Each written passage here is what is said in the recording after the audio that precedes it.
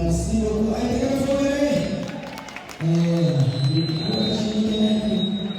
Tempo Star. Je présente brièvement la SEC. Tout à fait, l'idée ouais. pourquoi la nuit du bazin et du textile africain.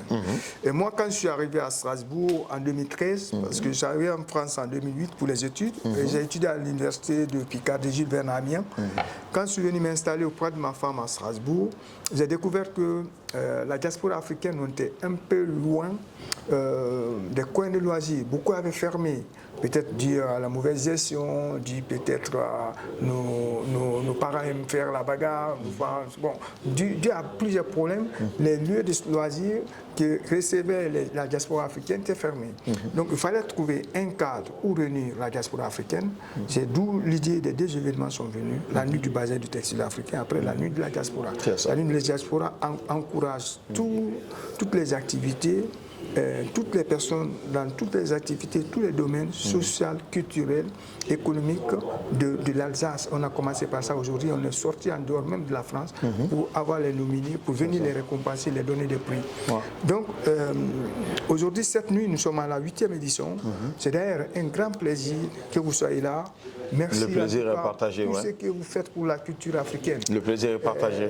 C'est pourquoi je n'ai pas hésité un seul instant de vous dire, grand frère, viens soutenir cet événement et vous l'avez fait. Merci beaucoup. Merci pour ce déplacement.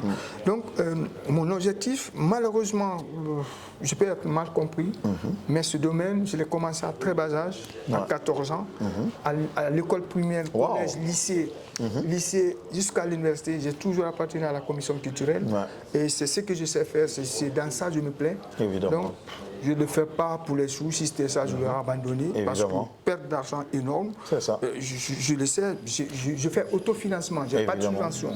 Il y a quelques mécènes qui viennent. Donc, par rapport à ça, je dirais merci. D'ailleurs, je vais remercier le public, mon public strasbourgeois. Aujourd'hui, les gens viennent un peu plus loin pour assister à cet événement. Vous avez vu la magnifique salle qu'on réserve ce soir. Ça fait 800 places. Évidemment. Mais je compte faire le guichet fermé ce jour. C'est énorme. Voilà, il y a les généraux de l'organisation. Mais Dieu merci, nous sommes à quelques heures. Et Inch'Allah, tout ira mieux. Inch'Allah. Et cette année, le choix s'est porté sur Faty Niamé, l'une des plus belles voix de l'Afrique, qui a d'ailleurs réalisé un featuring avec l'artiste guinéen Petit Kandia. Petit Kandia, oui. Alors, un cri de cœur aussi pour tous les Africains, parce qu'elle va être là pour tout le monde.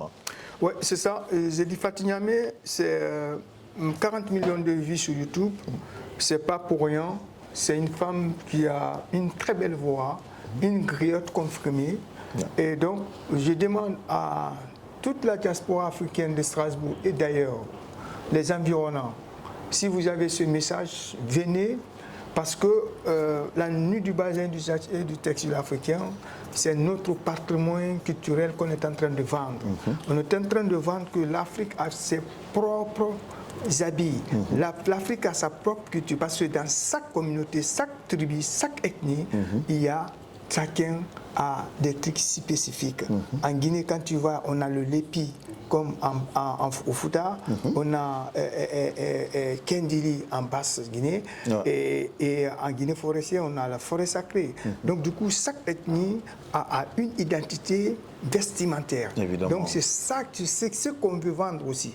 C'est ce qu'on vend. Du textile africain. Du textile africain. On le vend parce que ça fait plaisir de se voir ici en Europe porter. Dès que vous passez, on s'identifie aussi par rapport à notre mode vestimentaire. C'est toujours ça le message qu'on veut faire passer. C'est pas que des costumes. L'Africain, on a notre système, notre style vestimentaire qu'on peut bien vendre.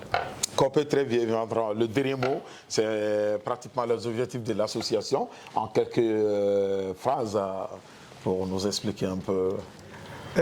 Notre objectif aussi, nous comptons aussi créer des centres de formation en Afrique, surtout parce que ici, pourquoi aujourd'hui l'Europe est face à une crise migratoire,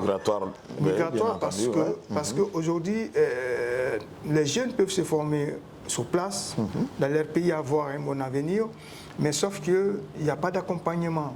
Il n'y a pas de structures qui sont là pour accompagner ces jeunes, pour leur donner l'espoir d'une vie meilleure de demain.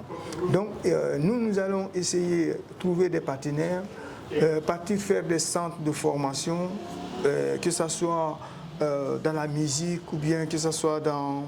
en tout cas, ce qu'on peut trouver sur le terrain après des études qu'on va le faire, on essaierait de trouver des partenaires, envoyer des partenaires pour donner de l'espoir à la jeunesse africaine. Inch'Allah. Parce que l'Europe d'hier et d'aujourd'hui, c'est différent. C'est clair. C'est différent, il faut le dire. Moi, j'ai 17 ans en Europe, mais si j'avais le choix, un peu en arrière, peut-être j'aurais fait autrement la vie.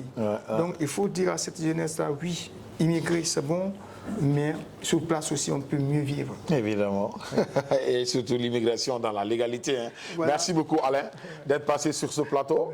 Ben, nous vous donnons rendez-vous ce soir de 21h. Alors, un rendez-vous à ne pas du tout rater, sous aucun prétexte. Tempo Star.